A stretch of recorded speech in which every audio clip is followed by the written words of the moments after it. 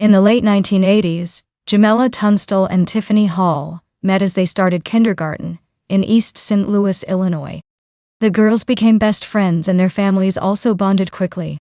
Over the years, the girls remained close until tragedy struck in 2006, leaving one of them dead.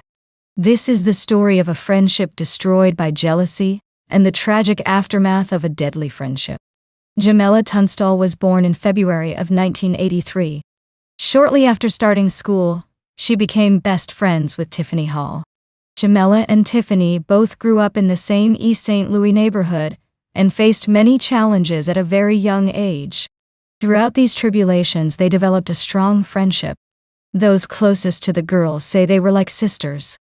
Jinella grew up in foster care and had difficulty trusting people. However, she trusted her dear friend Tiffany with her life. Jinella was 16 years old when she gave birth to her first child, Tunstall. She had another son, Ivan, in 2003 and a daughter, Jinella, in 2004. Jinella loved being a mother, but had struggled with motherhood at times.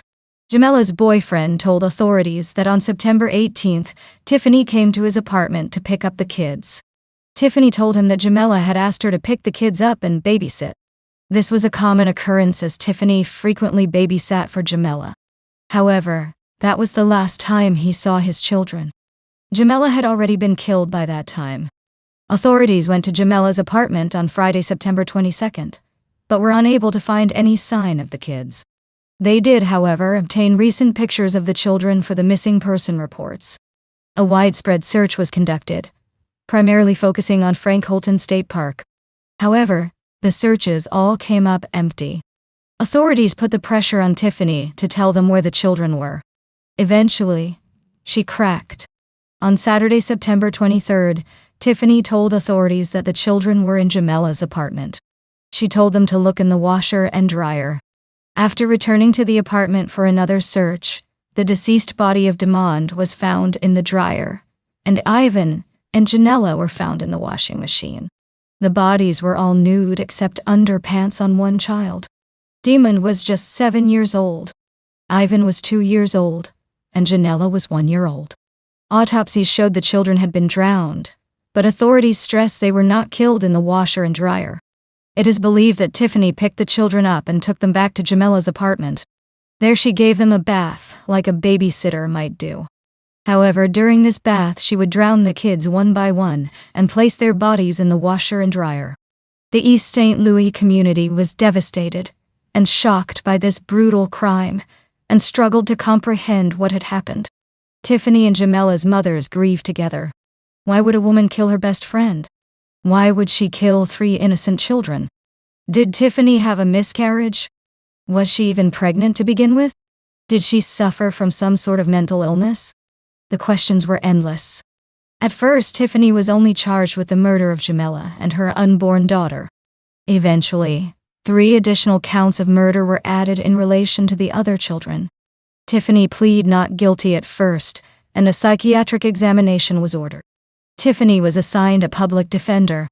However, when the state announced it planned to seek the death penalty, Tiffany was assigned another lawyer who had experience in death penalty cases. Tiffany told the court that she had contemplated taking Ms. Tunstall's unborn child for quite some time.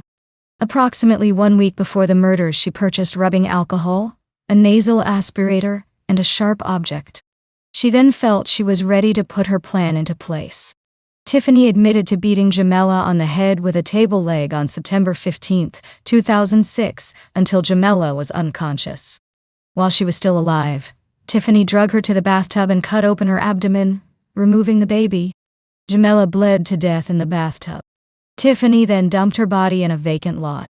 The baby had not survived the attack despite showing no signs of trauma. That is when Tiffany called 911 to report she had given birth to a stillborn baby.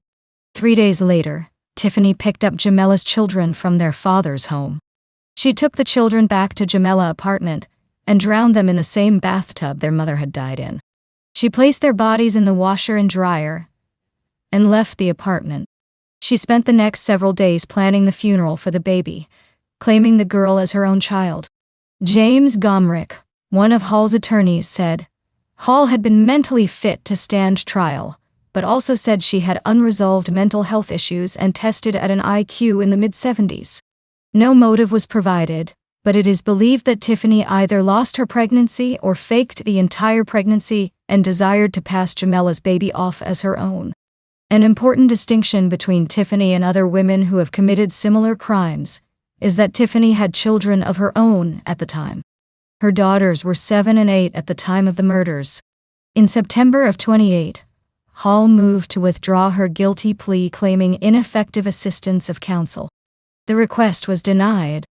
Tiffany filed a petition in 2012 for a new defense attorney alleging ineffective assistance from her trial attorneys.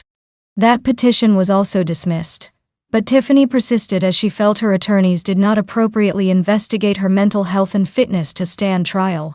In her petition, Tiffany claimed that Gomerick, her attorney, actually didn't receive documentation of my psychiatric evaluation until 2 days after my guilty plea was entered. The report from the second psychiatrist, whose purpose was to determine sanity at the time of the offense, was stamped received June 11, 2008. Tiffany entered her plea on June 9. Another report from a different psychiatrist was received earlier, and deemed that Tiffany was mentally fit to stand trial, but did not assess her sanity at the time of the offense. The second report said Tiffany has a prominent mental health history that began when she was a young child and includes several psychiatric hospitalizations. Further supporting her appeal, records from psychiatric evaluations after her plea and incarceration led to diagnoses of psychotic disorder, post-traumatic stress disorder, schizophrenia, mood disorder, bipolar disorder, and mild mental retardation.